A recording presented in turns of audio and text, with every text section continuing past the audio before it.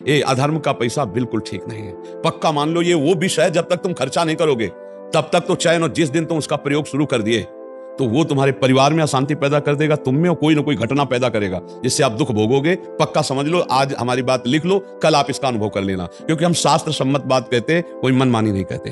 हाँ, एक बार एक अधिकारी जन आए थे, वो कुछ फल वल लाए थे, तो हाथ जोड़ के उनसे यही कहा था वीडियो पर कि आप मत लाना, आप ये वस्तु मत लाना, क्योंकि आपको जो पेमेंट मिलती है आप उससे परिवार चलाओ। ये वस्तुएं दान पुण्य करने की सोचोगे ना तो तुम्हें ऊपरी पैसे की जरूरत पड़ेगी, और ऊपरी पैसा लोगे तो हमारे पास आना बेकार हो गया। हमारे पास आने का मतलब है कि आपके जीवन का परिवर्तन हो, अधर्माचरण छूटे, नहीं तो फायदा क्या हुआ? यहाँ आकर फिर बातचीत करने का मतलब क्या रहा? यहाँ आने का तो मतलब है कि आप में आस्तिकता है, यहाँ आने का मतलब आस्तिकता है, और आस्तिकता का मतलब है कि आप पूर्ण आस्तिक बने। ये नहीं, घूस नहीं, ये पैसा कभी लाभ नहीं देगा। अच्छा, क्या आप पकड़े जाओगे तो क्या आपके अधिकारी आपको बचा लेंगे? नहीं, हमारे साथी तो जेल जा चुके महाराज जी। हाँ, तो यही हम बता रहे हैं। तो फिर जब हमारा भागवतिक कानून आपके ऊपर दंड देगा तो आपके अधिकारी बचाएंगे क्या?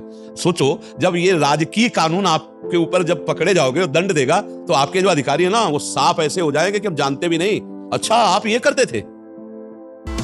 ऐसे हो जाएंगे कि हम जानते भी नहीं, अच्छा आप ये करते थे। जिनको आप रिझाने के लिए, जिनकी आज्ञा पालन के लिए आप किए, वही आपसे पूछेंगे, अच्छा आप, हम तो नहीं समझते थे कि आप ऐसे आदमी होगे। तब आपको लगेगा ये वही आदमी। तो ये बात समझ लो, जब यहां कानून फंसाएगा तो वो नहीं काम आएंगे, तो जब भागवतिक कानून आपके ऊपर दंड देगा तो कोई काम नहीं आएगा। इसलिए थोड़ी देर कड़वे बन जाना अच्छा है, लेकिन धर्म विरुद्ध आचरण करना। एक अधिकारी आए थे यहाँ, तो सब भगवान की कृपा से आते रहे, तो उन्होंने जब ऐसी बात की कि अब चाहे प्राण निकल जाए पर अब हम ऐसा नहीं करेंगे, तुम सस्पेंड हो जाओगे। बोले 3 बार हो चुके हैं, 3 बार हो चुके हैं, और कितनी बार करेंगे? नौकरी छोड़ना पड़े लेकिन हम धर्म विरुद्ध आचरण नहीं करेंगे। बहुत ही वो मतलब हिम्मती वो ऑफिसर थे कि मेरे साथ क्या होता है मैं ये समझे सब। तो ये बात है कि अधर्म आचरण नहीं, घूस नहीं, दूसरे के द्वारा दिया हुआ। और इसमें क्या होता है, अधिक घूस वही दे सकता है जो दोषी होगा। निर्दोष आदमी, गरीब आदमी ये आपको ज्यादा घूस नहीं दे पाएगा। जो ज्यादा अधर्माचरण करता है वही आपको ज्यादा घूस दे सकता है। क्यों नहीं? महाराज जी, कुछ ऑफिस में मतलब काम कराने के लिए एक प्रथा सी बन गई है।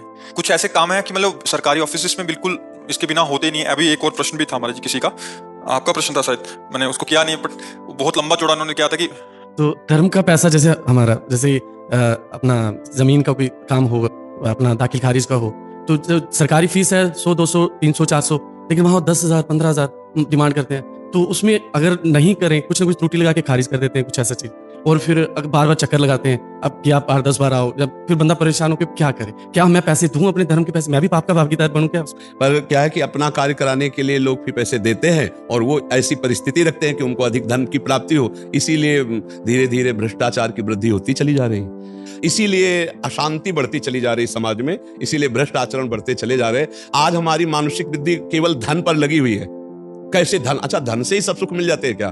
धन से कार खरीद ली, सब व्यवस्था कर ली, और जब कार में एक्सीडेंट हुआ और मर गए तुम, तो किस काम में आया तुम्हारा धन? तुम्हारा वो कार किस काम में आई? और किस काम में नाना प्रकार का बैंक बैलेंस और भोग विलासिता आई? आदमी ये नहीं सोचता है। खड़ी खड़ी महंगी कार में आग लग गई, अंदर ही जल के भस्म हो गए हो। ये नहीं सोचता है कि दूसरे के प्रति जो हमारा दुखद बर्ताव है, मान लो एक आदमी है, वो 500 में जब काम चल जाता है और आप उसके 15,000 ले रहे हैं, 20,000 ले रहे हैं, तो फिर अधर्म पूर्वक हुआ ना।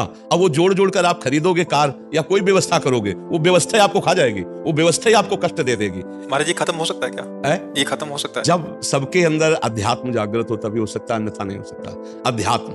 अध्यात्म जब तक नहीं जागृत होगा, भगवान का भय नहीं होगा, धर्म का भय नहीं होगा, तब तक ये खत्म होने वाला नहीं। जब किसी को ये डर हो कि भगवान है कोई, धर्म का भय, और ये भय हो कि ये दुर्गति कर देगा हमारा धर्म, पक्का समझो कोई कितनी भी घूस ले, घर परिवार में यदि कलह और अशांति न पैदा हो जाए तो बताना, देख लेना। अधर्म का धन कभी सुख नहीं प्रदान कर सकता, ये दिमाग में नहीं बैठता। जिस समय हाथ में रुपया आता है तो लगता है बड़ा सुखद है, हम जो चाहे खरीद सकते हैं, जो चाहे कर सकते हैं, लेकिन वही तुम्हारे दुख का कारण बनेगी, वही तुम्हारे नाश का कारण बनेगी, संपत्ति जो अधर्म के द्वारा ली। इसे डरो।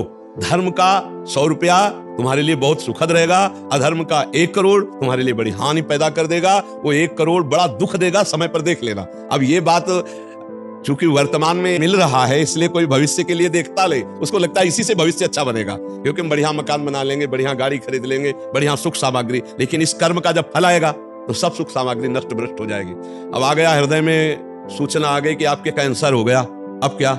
गाड़ी सुख देगी कि घर सुख देगा कि रुपया?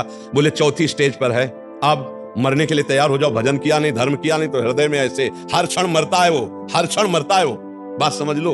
और चैन से सुखपूर्वक नमक रोटी खा रहे हो, राष्ट्र की सेवा कर रहे हो, धर्म से चल रहे हो, स्वस्थ शरीर स्वस्थ बुद्धि, घर आए बड़ा प्यार भरा जीवन है, इससे बढ़िया शांति क्या है? कलह, अशांति, दुख, रोग, शोक, चिंता, भय, ये अधर्म आचरण करने वालों को भोगना ही पड़ता है। जी।